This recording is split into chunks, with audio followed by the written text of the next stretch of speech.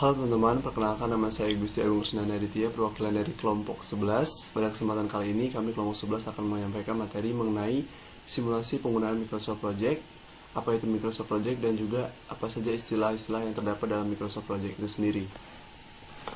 Dengan saya sendiri, Gusti Agung Rusnanda Aditya dengan NIM 049, dan juga teman saya Grandi Satrio Nugroho dengan NIM 043, dan teman saya Gusti Agung Indari Wangsa dengan NIM 053. Microsoft Project.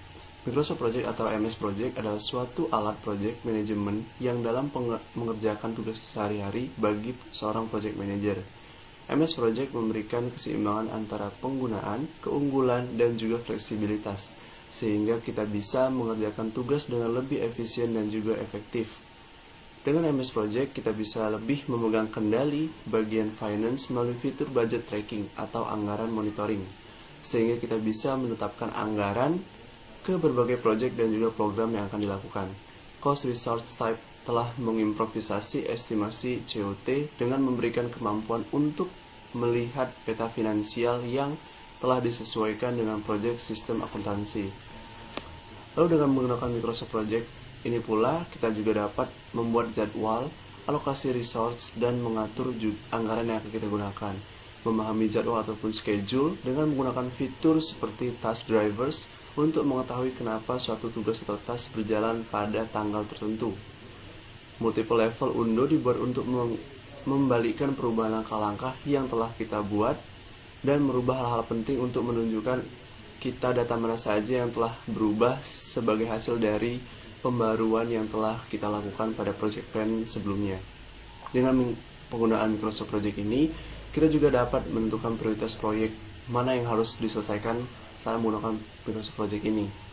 Secara garis besar, Microsoft Project ini mempunyai keunggulan dan juga kegunaan untuk mengatur proyek agar dapat berjalan lancar dari awal sampai akhir proyek itu dimulai. Baik, selanjutnya akan dilanjutkan dengan teman saya Satrio. Terima kasih. Baik, di sini saya akan melanjutkan dari Krisnanda.